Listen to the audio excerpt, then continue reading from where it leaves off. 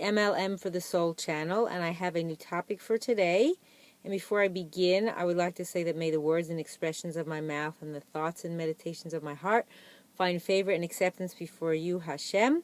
And I also want to thank some people who have helped me on my journey to know the truth and live the truth and follow Hashem and the Torah.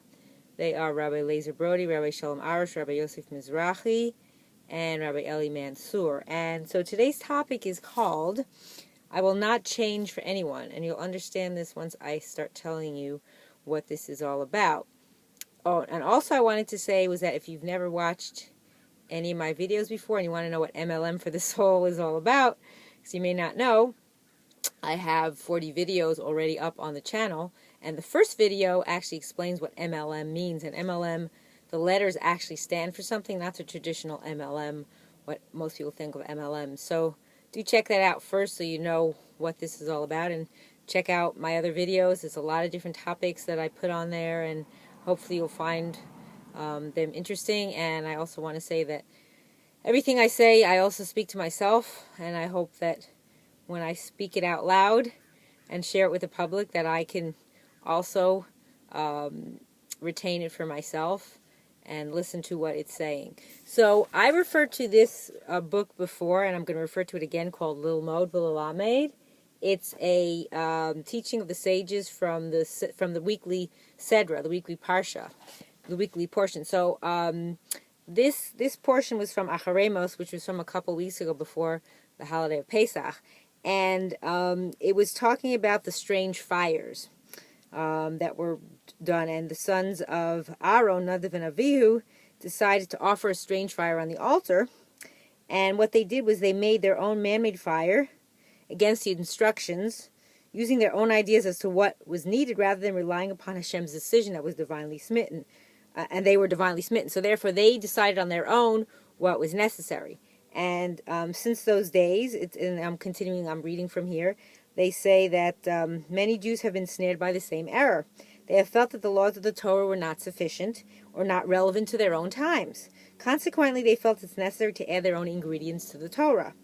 They had undertaken to add and subtract from the Torah laws to reform the Torah and to make it more palatable to them. They may have felt that this new form of Judaism was more convenient and more appealing than the original one. Yet they did not learn the lesson of Nadav and Avihu. The additional fire, however well meant, is still a, quote, strange fire, a desecration of the original flame supplied by Hashem. Therefore, if one decides that it is permissible to drive a car on Shabbat or to remove all shul mechitzas, the dividers, and thereby thinking that he is strengthening Judaism, he is sadly mistaken. His fate in the world to come will be that of Nadav and Avihu in this world, divine retribution. So that sounds very harsh, but it's the truth. So that's why I said the title for this was I Will Not Change for Anyone. Meaning Hashem does not change for anyone. Hashem, it's the Torah. This is what He gives you. This is what you have to follow. And if you decide that you yourself think that you can add or subtract to it, it's just not going to work. So I want to continue reading on here because it has some other very interesting stuff. So then it says about Moses Mendelssohn thought he would be aiding Judaism by ushering in the Reform movement. What he did not foresee was that this, quote, strange fire would result in his descendants and followers converting to Christianity within a short time. So imagine, he thought he was doing something good by reforming Judaism, by saying, okay, well, this we don't need, and this we don't need, and we could do without this, and we could make this, and that, and the other. You know, like no separation between men and women in the synagogue, and, you know, all different kind of other things that are really not according to the Torah. So what some people fail to understand, the seriousness of assimilation and its detrimental effect of the future of Judaism. It is like a stab at the heart of the Jewish people. Now this is a fantastic story that I want to read. And I don't know who this rabbi is, but it actually mentions the name of the book where it came from, How to Stop an Intermarriage, page 72. So here's the story, and it's fantastic. I mean, if you can come up with something like this, if you're dealing with people, because a lot of times you see people that are doing things that are totally against the Torah, and how do you approach them? So you have to find a really not only convincing way, but kind of a direct way where it relates to them, and then they're like, they get it, and they're not going to do that, okay? It's hard. You have to kind of think of a good storyline or a good way of bringing it out to them. So here's what the rabbi used a method to dissuade young men who are considering intermarriage. He says, I usually meet the young man late in the evening in the synagogue and ask him to come into the main sanctuary. The atmosphere is quiet with over 500 empty seats. The only lights are in the back and the few near the ark. Then I say to the young man, "Open the ark, the holy ark." He may ask, "Rabbi, now?" And I answer, "Yes, now." After he opens the ark, I ask him to take up the Torah scroll. Again he may ask, "Right now?" And I answer, "Yes, now." Then I tell him emphatically, "Throw the Torah on the floor, stamp on it and spit on it." Invariably, the young man says, "Rabbi, you must be kidding." Then I take the Torah from him and return it to the ark. Immediately I say strongly to him, "By marrying out of your religion, you are throwing down, stamping and spitting on the Holy Torah." If that is not just amazing how he put it that way. And I don't know what the results were. It doesn't say here, but I'm sure he had a great influence on a lot of people, realizing that what they're doing is totally wrong. So, and then the Chavetz Chaim says afterwards, the Torah says, "Whoever touches the mountain Sinai shall die." Then he says, if touching the mountain means death, how much more so if one dares to change the Torah itself? So that's why I had that title. I will not change for anyone. So the Torah is the Torah is the Torah. Just like a rose is a rose is a rose. A rose never changes. It may, it loses its leaves. It closes up. It opens up. So in the Torah, different things happen, and but it's always the same Torah. There's no difference. No matter where you go in the world, it's the same exact Torah. So when someone decides, well, this is not working for me, well, when you think about it, what do you mean it's not working for you? This is, you were brought into this world as a Jew, and that's who you are. You're a Jew, and you follow what Hashem says. It's not that it's easy.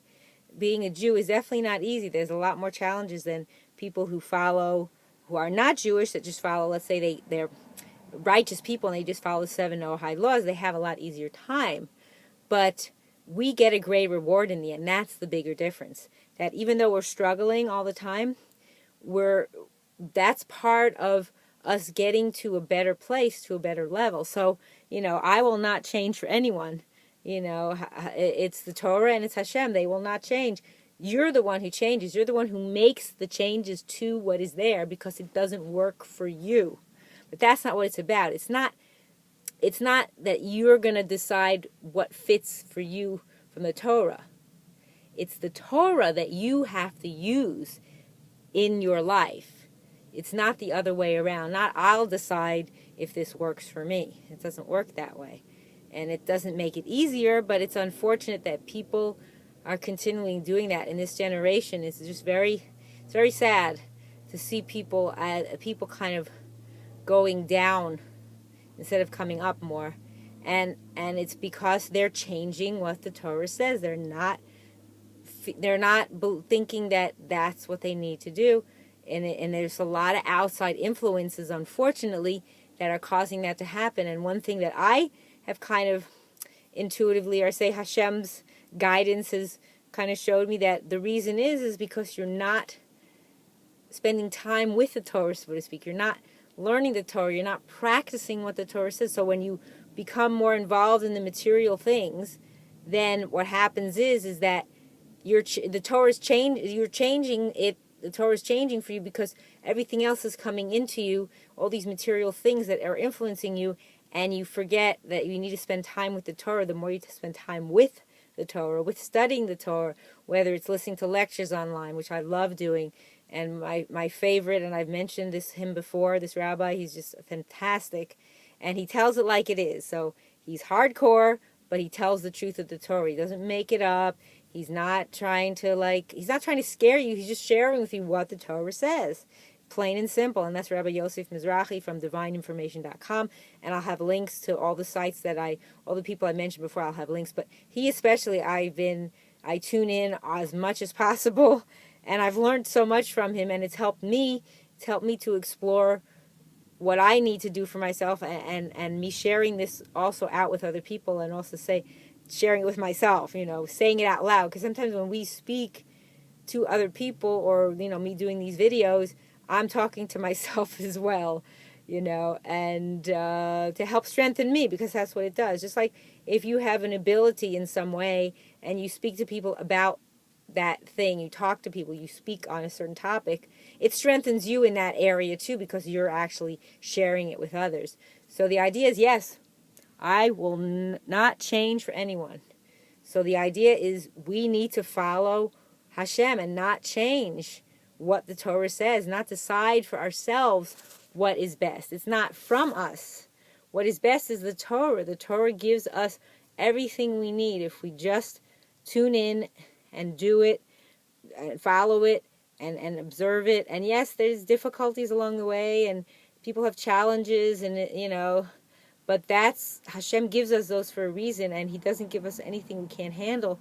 So that the idea is to go with it, accept those challenges, and talk to people, listen to lectures, get help. If you think that where you're studying in school that you're not able to ask questions, go where you can ask questions, because some people have that problem where they just have to, they're just supposed to study and just accept it. But you can ask questions. That's important. That's how you understand why you're doing what you're doing, why you're living this way, and why this is the best way to live. Everyone goes in different directions, and it's unfortunate in some ways that certain paths we go down and then realize later that why did I do that? And hindsight is 20/20, as we always say, and we don't know why. And of course Hashem knows why. Hashem guides us, but we still can choose. We need to choose the better for us. We need to push away more of that material stuff that doesn't serve us,